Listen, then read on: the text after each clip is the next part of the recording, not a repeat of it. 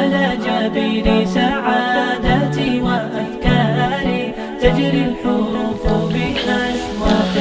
استغفر الله العظيم استغفر الله العظيم استغفر الله العظيم الذي لا إله إلا هو الحي القيوم وأتوب إليه بنية القبول وتمام كل سول ومامول إلى حضرة سيدنا الرسول صلى الله عليه وسلم وعلى آله وصحبه الكرام، خصوصا إلى سيدتنا خديجة الكبرى أم المؤمنين وسيد الشيخ عبد القادر الجيلاني وسيد الشيخ سمان المدني وسيد الشيخ محمد رشيد بن عبد الله البنجري وسيد الشيخ محمد زين بن عبد الغني السقنفل جميع مشايخنا ووالدينا وأمهاتنا وذوي الحقوق علينا أجمعين، خصوصا إلى جميع مشايخنا في مدينة زبيد أن الله تعالى يعلي درجاتهم في الجنة ويعيد علينا وعلى ذرياتنا أجمعين من بركاتهم وأنوارهم وأسرارهم وعلومهم ونفحاتهم وخصوصياتهم وكراماتهم في الدين والدنيا والآخرة على هذه النية وكل نية صالحة ولا حضرة النبي مصطفى محمد صلى الله عليه وسلم. الفاتحة. أعوذ بالله من الشيطان الرجيم. بسم الله الرحمن الرحيم. الحمد لله رب العالمين الرحمن الرحيم مالك يوم الدين إياك نعبد وإياك نستعين اهدنا الصراط المستقيم صراط الذين أنعمت عليهم غير المغضوب عليهم ولا الضالين آمين. السلام عليكم ورحمة الله وبركاته. الحمد لله الحنان المنان والصلاة والسلام على سيد ولد عدنان وعلى آله الأطهار وصحبه الأخيار والتابعين لهم بإحسان ما تعاقب الليل والنهار. سبحانك لا علم لنا إلا ما علمتنا إنك أنت العليم الحكيم وتب علينا إنك أنت التواب الرحيم العزيز العليم عدد كل حرف كتب ويكتب أبد الآبدين ودهر الداهرين. رضي الله عنا وعنكم وعن جميع المسلمين. قال الله تعالى في كتابه الكريم وما خلقت الجن والإنس إلا ليعبدون. Allah Subhanahu wa ta'ala berfirman di dalam Al-Quran surah Az-Zariyat ayat 56, wa ma khalaqtul jinna wal insa illa liya'budun. Tidaklah aku ciptakan jin dan manusia kecuali untuk menyembah dan beribadah kepadaku. Di dalam ayat tersebut, pada ayat tersebut Allah Ta'ala menegaskan tidaklah aku ciptakan jin dan manusia kecuali untuk menyembah dan beribadah kepadaku. Pada ayat ini sebutan jin didahulukan daripada manusia. Oleh sebabnya para ulama mengartikan bahwasanya jin itu adalah makhluk yang menempati bumi sebelum manusia. Ketika Allah Subhanahu wa ta'ala menyebutkan tentang penciptaan Nabi Adam alaihissalam kepada para malaikat, lalu malaikat mengatakan, qalu ataj'alu fiha may yufsidu fiha wa yasfikud dima.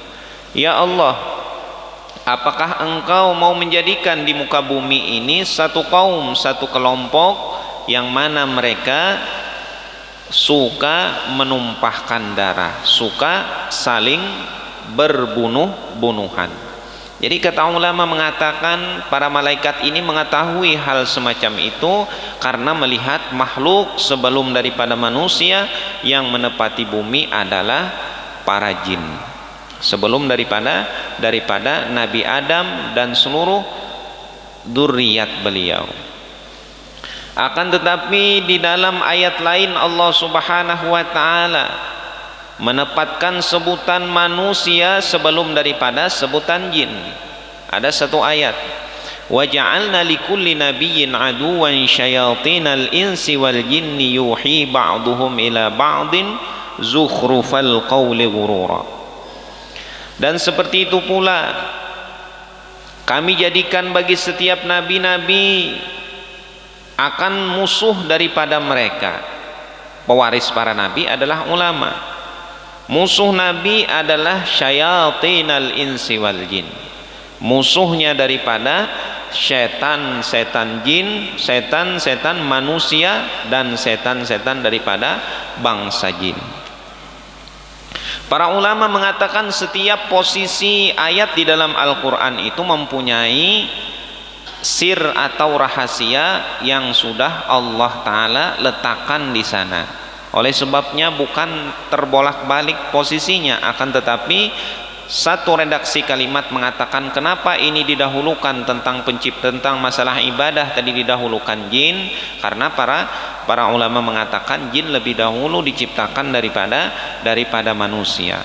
Kenapa masalah permusuhan, tentang permusuhan kepada para anbiya Allah, tentang permusuhan kepada para ulama, diletakkanlah manusia lebih dahulu daripada jin.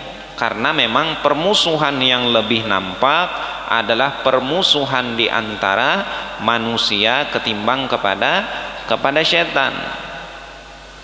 Lihat bagaimana di dalam Al-Quran disebutkan bagaimana memusuhinya Fir'aun kepada Nabi Musa alaihi salam, bagaimana dia mengkriminalisasi Nabi Musa alaihi salam ketika Nabi Musa bertentangan dengan sesuatu yang diinginkan oleh Fir'aun. Bagaimana Fir'aun melakukan pelanggaran hak asasi manusia. Jadi kalau ada pelanggaran hak asasi manusia itu bukan hanya sekarang, tapi dari dahulu Fir'aun bagaimana ketika takut jabatan dan kerajaannya runtuh sebagaimana yang diprediksi oleh tukang sihirnya, maka apa yang dilakukan? Setiap anak yang lahir laki-laki dibunuh oleh Fir'aun.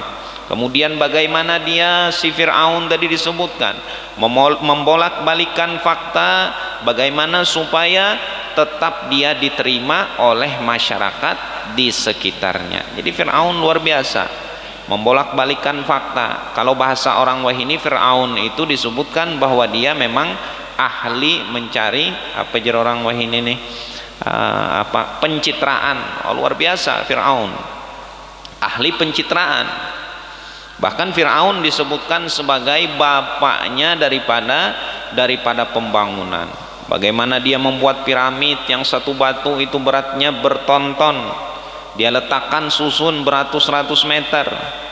Nah, itu hebat Fir'aun. Bagaimana infrastruktur yang dibikin Fir'aun, luar biasa. Kemudian ketika Nabi Musa berseberangan dengan Fir'aun, bagaimana supaya nama Fir'aun tidak buruk di mata Bani Israel. Jadi dibalik-balikkan fakta. Bagaimana cara Fir'aun membunuh para sihir yang beriman kepada Nabi Musa. Diubahnya kata-kata yang terjadi di sana. Jadi jadinya bukan masalah keagamaan, akan tetapi karena kalian tidak berizin di dalam keimanan kalian kepadaku, kata Fir'aun. Jadi itulah permusuhan yang terjadi kepada umat manusia. Lebih parah terjadi pemusuhan di antara manusia itu sendiri, sama-sama manusia yang bermusuhan.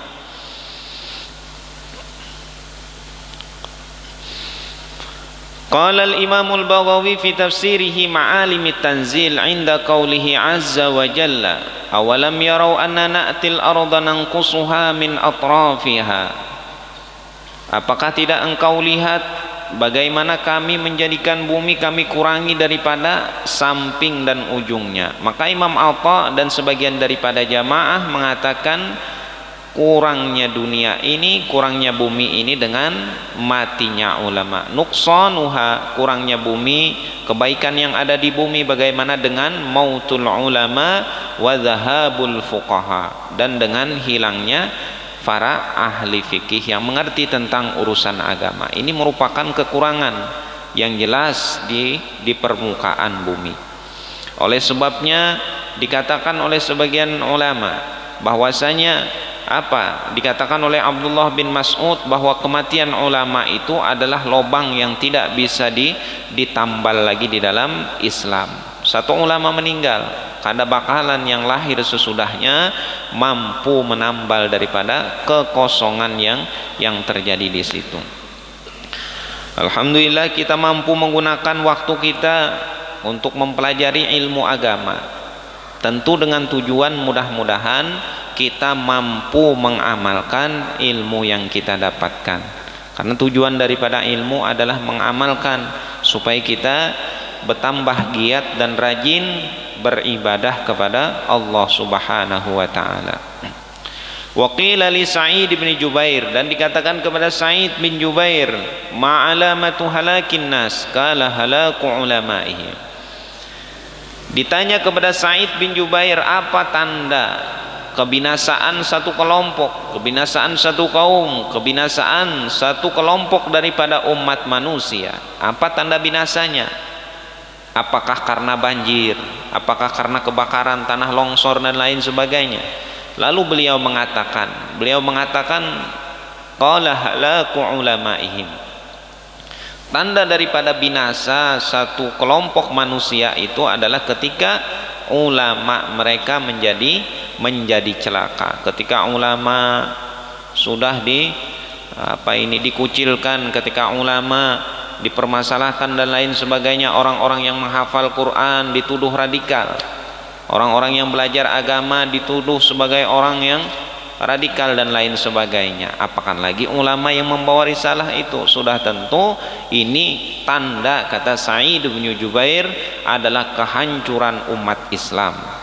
Hancurnya umat Islam bukan karena musibah yang bertubi-tubi menimpa umat Islam, bukan karena banjir dan kebakaran, tanah longsor, bukan itu. Akan tetapi ketika ulama, ilmu dan ulama sudah dianggap sesuatu yang bertentangan dengan kebaikan yang ada di dunia ini, maka itu disebut dengan kehancuran daripada manusia. Kemudian kembali kita membahas tentang sesuatu yang berhubung dengan syarat-syarat salat berjamaah, syarat-syarat sahnya salat berjamaah. Yang pertama, bahwa makmum harus berada di belakang imam dengan cara-cara yang sudah disebutkan. Kemudian yang kedua, bahwa makmum mengetahui perpindahan imam. Kemudian selanjutnya, bahwa makmum ini berniat untuk menjadi imam, menjadi makmum, atau berniat ikut sholat berjamaah, atau berniat mengikuti imam. Silahkan pilih daripada tiga pilihan tersebut: menjadi makmum, atau berniat mengikuti imam, atau berniat sholat berjamaah. Kemudian yang keempat, syarat-syarat sah berjamaah adalah ayyatawafaqa nadhmu salataihima. Antara salat imam dan makmum ini ada kesamaan, bahwa bersamaan pada af'al zahir, meskipun tidak sama pada bilangan rakaat dan niat. Makanya kemarin boleh salat zuhur di belakang salat asar, berjamaah maghrib di belakang salat isya, atau isya imamnya isya, kita salat maghrib. Bolehkah semacam itu? Boleh. Wal qada'u khalfal ada, atau orang sedang melaksanakan salat adaan, kita melaksanakan salat qada'an, menjadi makmum pun juga boleh berjamaah. Wal fardu khalfan nafli, dan salat fardu di belakang salat sunnah, atau imamnya salat sunnah, makmumnya salat fardu juga boleh. Yang tidak boleh kemarin yang susunan salatnya tidak sama, seperti jenazah. Jenazah itu kan tidak ada ruku, tidak ada sujud, tidak ada i'tidal, tidak ada duduk antara dua sujud. Ketika berjamaah salat jenazah dengan salat fardu, maka tidak sah, karena berbeda.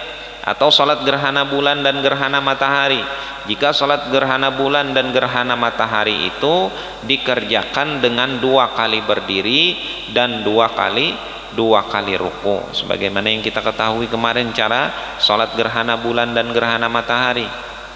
Selesai membaca Fatihah, membaca surah, ruku, habis ruku i'tidal, habis itu lanjutkan lagi membaca Fatihah dan surah, habis itu ruku i'tidal, baru sujud. Jadi satu rakaat 2 kali berdiri, 2 kali ruku.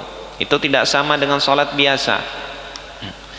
Dan tidak pula sah salat orang yang musafir dalam keadaan mengqasar, sedangkan makmumnya dalam keadaan salat sempurna. Jadi kada boleh kita berimaman. Misalnya kita singgah di Ampah ketika hendak melaksanakan perjalanan ke Banjarmasin atau ke hulu sungai, maka ketika imam sholat isya sempurna 4 rakaat, kita bila hendak menjadi makmum wajib pula ikut isyanya sempurna 4 rakaat. Tidak bisa kita usolli fardhal isya'i rak'ataini ma'muman lillahi ta'ala, saya sholat isya 2 rakaat mengqasar menjadi makmum, tidak bisa.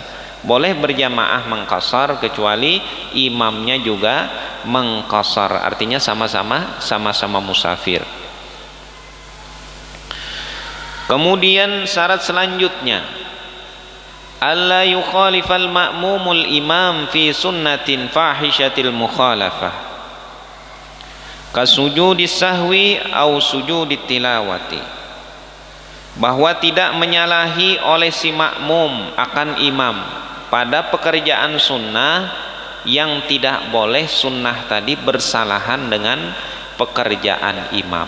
Karena ada sunnah yang boleh kita berbeda dengan imam. Ketika imam misalnya tidak lupa membaca doa kunut, itu kan sunnah doa kunut, maka kita apa yang kita lakukan, boleh kita bakunut. Nah itu supaya imam tadi tidak terlalu jauh meninggalkan kita dengan beberapa rukun, karena di dalam syarat di sini nanti kada boleh kita sebagai makmum tadudi 2 rukun daripada imam. Imam kada bakunut, kita bakunut, dan kita lambat membaca kunut. Bagaimana solusinya? Solusinya kunut bisa diganti dengan doa yang lain. Nah, kunut itu kan maksudnya membaca doa ketika berdiri pada rakaat terakhir di dalam sholat subuh, pada i'tidal rakaat terakhir di dalam sholat subuh. Bila kita membaca Allahumma hdina fi man hadait wa afina fi man afait, mungkin kelawasan. Bagaimana supaya kada kelawasan? Diganti dengan imamnya langsung sujud, kita Rabbana atina fid dunya hasanah wa fil akhirati hasanah wa qina adzabannar. Nah selesai Rabbana atina, langsung sujud kita. Itu kan kada ketinggalan, imam mungkin masih dalam keadaan sujud. Itu sunnah nang boleh kita kada baimbai lawan imam. Imam meninggalkan boleh kita menggawi, karena tidak terlihat terlalu nampak menyelisihi daripada imam. Ada beberapa sunnah yang tidak boleh kita bersalahan dengan imam. Seperti apa? Seperti sujud tilawati, seperti mengerjakan sujud tilawah. Ketika imam membaca surah yang ada sujud tilawahnya, maka imam kada sujud, akan tetapi makmum sujud, maka batallah salat makmum. Kenapa? Karena makmum tadi wajib mengikuti imam, sedangkan sujud tilawah adalah pekerjaan sunnah. Nah, itu. Jadi ketika terbentur antara wajib dan sunnah, yang mana nang didahulukan, jelas didahulukan nang wajib.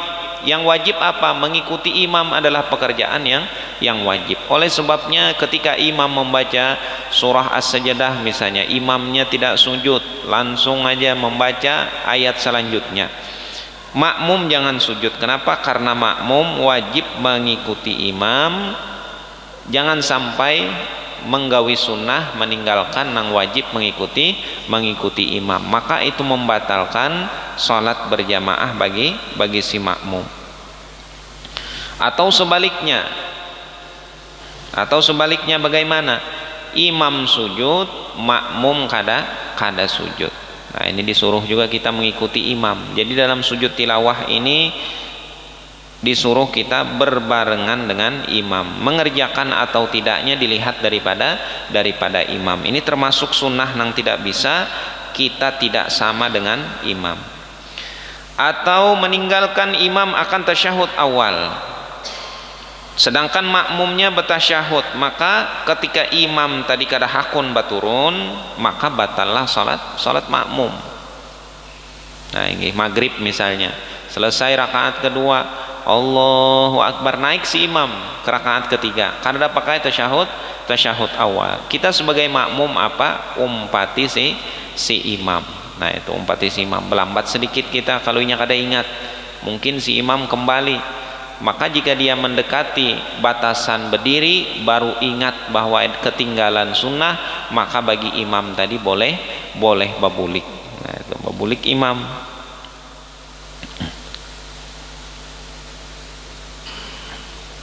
Maka ini ada sunnah, yaitu salah satunya sujud tilawah tadi, sunnah yang tidak boleh makmum tidak bersamaan dengan imam, mengerjakan atau meninggalkan wajib sama. As-sadisu, kemudian yang keenam, ayyutabi'ahu wa in takhallafa anhu ay ta'akhkhara anhu, bahwa si makmum wajib mengikutinya. Maka jika makmum tadi tertinggal daripada imam dengan dua rukun yang biruknaini fi'laini, dengan dua rukun fi'il, dengan dua rukun yang dikerjakan, atau mendahului imam dengan dua rukun tanpa uzur, maka batalat salatuhu, batallah salatnya. Jadi kada boleh kita sebagai makmum terlalu lambat di belakang imam. Imam sudah sujud, kita masih berdiri. Nah, berarti itu ketinggalan dua rukun, ketinggalan ruku, ketinggalan iktidal. Imam sudah sujud, maka ketika kita tidak sujud, ketika kita tidak ruku, maka batallah salat berjamaah kita, pilihan ini. Nah, itu. Jadi cepat-cepat mengikuti imam, tidak boleh sampai dua rukun. Wasunnatu fil mutaba'ati ay yata'akhkhara fi'lul ma'mumi an fi'lil imam wa yataqaddamu ala faraghihi. Dan sunnah pada mengikut imam itu bahwa kita berlambat sedikit, bahwa kita mentakhirkan, melambatkan pekerjaan makmum daripada pekerjaan imam. Lihati imam. Nah itu. Ketika imam hampir menyempurnakan rukuknya sampai kepada batas itu, baru kita turun kepada ruku. Jadi jangan imbai dengan imam. Wa idza kana fil masjidi fayuzadu syartun wa huwa alla yakuna hunaka hailun yamna'u usulal ma'mumi ilal imam. Dan jika salat berjamaah itu dikerjakan di masjid, maka ada salah satu syarat lagi tambahan, bahwa jangan di sana ada pembatas yang mencegah sampainya makmum kepada imam. Jangan sampai ada batasan. Ay yumkina lil ma'mum al-wusul ilal imam walau bizwirarin wa ni'tafin, bahwa mungkin bagi makmum untuk sampai mendatangi imam meskipun dengan berbalik dan memutar. Ini untuk di dalam masjid. Nah, seandainya masjid ini punya batasan, ada tembok di tengahnya, bagaimana makmum yang di belakang tembok sana? Boleh kalau selama ada pintu. Nah, selama ada pintu untuk sampainya makmum kepada imam. Meskipun dengan cara memutar. Artinya memutar. Kalau emperan itu memang dari awal adanya, emperan yang di luar itu, maka itu terhubung sebagai hukum masjid selain halaman. Nah, kalau halaman kan bukan hukum masjid. Nah, jadi itu apa ngarannya yang di luar itu, emperan itu. Maka di situ dihukumkan orang haid kada boleh duduk di situ, berarti hukumnya sama hukum masjid. Bagaimana seandainya di masjid ini tidak ada pintu itu? Nah, pintu yang di samping imam ini kada ada. Ini kan kada ada lawang di sini. Kemudian lagi pintu kada ada di situ, pintu di imam kada ada juga di sebelah kiri imam. Apakah boleh orang sholat di luar sana di emperan, bukan di halaman lah? Jadi ada perbedaan. Tempat wudhu beda hukumnya. Emperan itu kalau dibikin dari awal imbai lawan masjid dan masuk dalam hukum masjid, maka boleh seandainya ada yang sholat di saf pertama ini. Ini kan saf pertama, pintu di situ. Kalau di belakang pintu jelas sah sudah.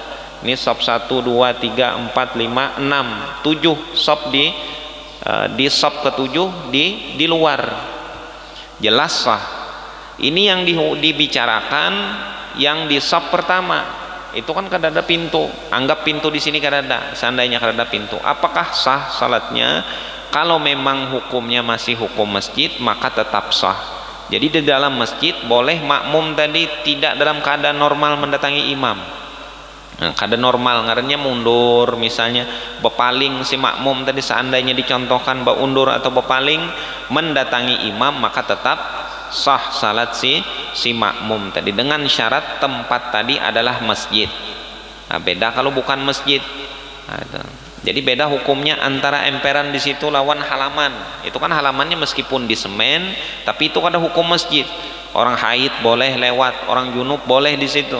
Jadi yang boleh sholat di luar saf pertama sama dengan saf pertama di dalam masjid ini, yaitu saf yang di belakang tian itu aja. Berapa saf ada di situ kan?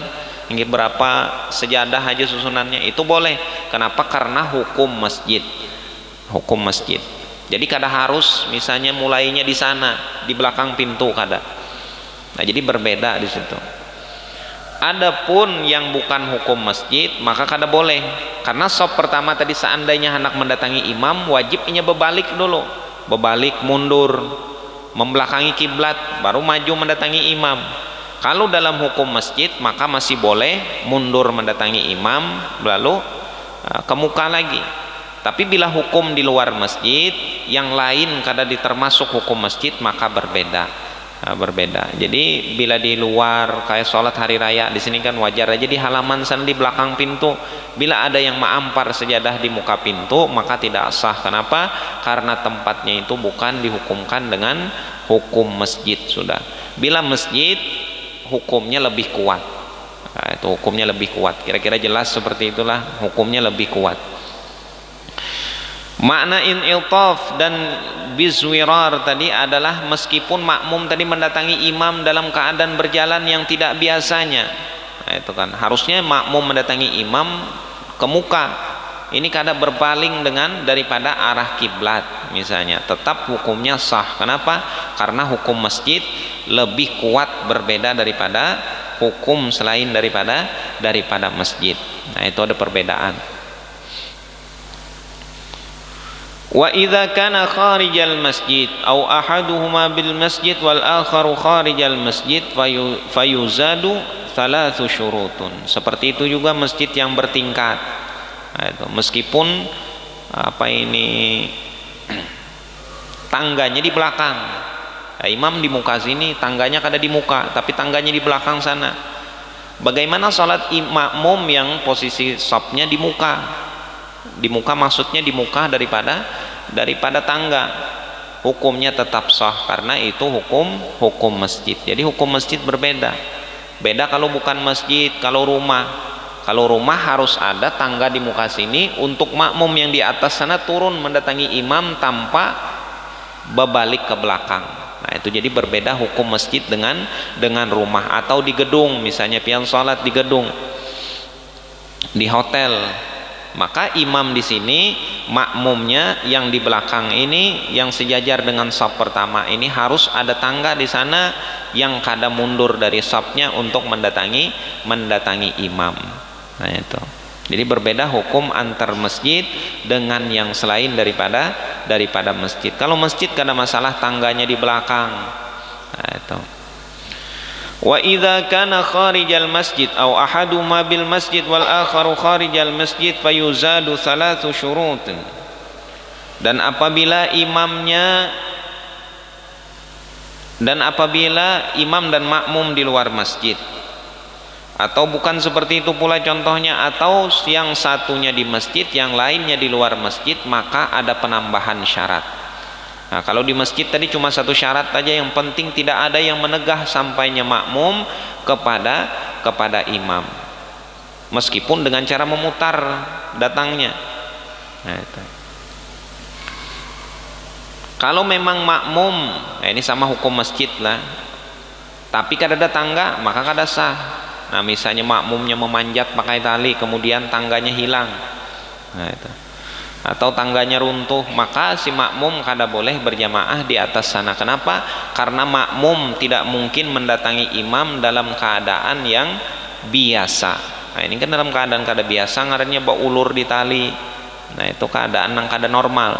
Kalau dalam keadaan normal menggunakan tangga, maka hukumnya berbeda, boleh aja. Apabila di luar masjid, maka ada penambahan 3 syarat. Lebih ribet sedikit daripada masjid. Kalau masjid tadi cuma 1 syarat. Yang penting tidak ada penegah antara imam dan makmum, antara makmum mendatangi imam. Alla yakuna hunaka hailun yamna'ur ru'yah, bahwa tidak ada di sana sesuatu pembatas yang mencegah akan melihat kepada imam. Au yaral ma'mumul imama au yara ma'muman akhar yaral imam. Bila di luar masjid wajib kita melihat imam atau kita melihat makmum nang bersambung lawan imam. Artinya kita kada melihat imam karena kita berada di shop yang nomor 300, tapi shop yang 299 bersambung ke 298 bersambung pada shop 123 ada yang melihat imam bersambung, maka itu sah. Tapi kalau di masjid kada disyaratkan kita melihat imam. Nah itu. Atau melihat makmum yang melihat kepada imam. Kenapa? Karena hukum masjid lebih kuat. Nah, tertutup misalnya wadah kita, tertutup tembok tadi. Akan tetapi bagaimana kita mendengar suara aja. Suara mencukupi untuk masjid tadi. Meskipun kita kada mampu melihat makmum lain atau melihat imam secara langsung. Nah, itu jadi berbeda hukum masjid dengan hukum di luar masjid. Kalau hukum di luar masjid harus melihat kepada imam, atau kita melihat kepada makmum yang melihat kepada imam, dan makmum tadi melihat kepada makmum lainnya yang melihat imam. Jadi bersambung. Makanya kalau hukum di dalam masjid ini, imam di sini, makmum boleh dibuncu sana, kada bersambung. Yang penting mendengar suara daripada imam. Kenapa? Karena hukum masjid berbeda, lebih kuat daripada hukum di luar masjid. Asani ayyumkinal wusuli lil imam biduni zwirar wan i'taf wallahu a'lam bissawab. Ada pertanyaan?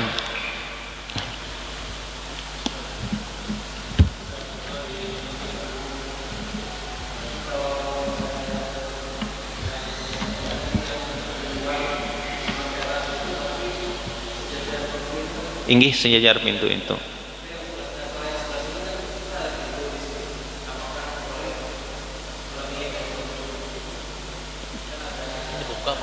Inggih. Kalau sebelah kiri itu boleh karena ada pintu di sini. Inggih. Inggih. Harus sejajar, sebelah sini sejajar pintu sop 1 2 3 4 5 baru boleh, dan pintunya dibuka. Adapun sebelah sini, maka karena ada pintu sebelah kiri, maka yang di luar sana boleh bersab di depan daripada pintu itu.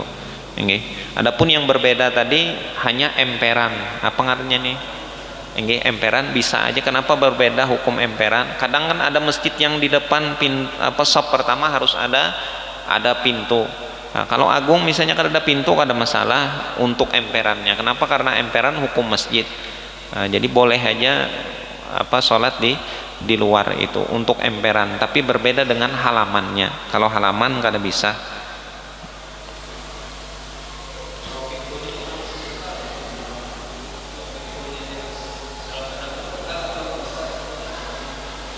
Kalau untuk masjid, untuk hukum masjid, maka pintunya itu adalah dibuka. Kalau memang untuk yang di emperan sah aja meskipun kada dibuka. Nah, untuk yang di emperan beda lagi hukumnya. Kada dibuka kada masalah. Tapi untuk yang di halaman sana harusnya terbuka karena hukumnya lemah ketika posisinya di luar daripada masjid. Jadi ketika dalam masjid pintu terkunci tidak menjadi masalah. Tapi untuk ruangan yang misalnya kita sholat berjamaah di rumah, itu kan bukan hukum masjid. Jadi jangan sampai antara shop 1 dan 2 diputuskan oleh pintu yang tertutup. Nah, itu beda hukumnya.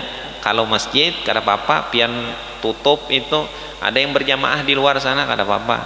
Karena hukum masjid masih lebih kuat daripada hukum di luar masjid. Asal jangan dipaku.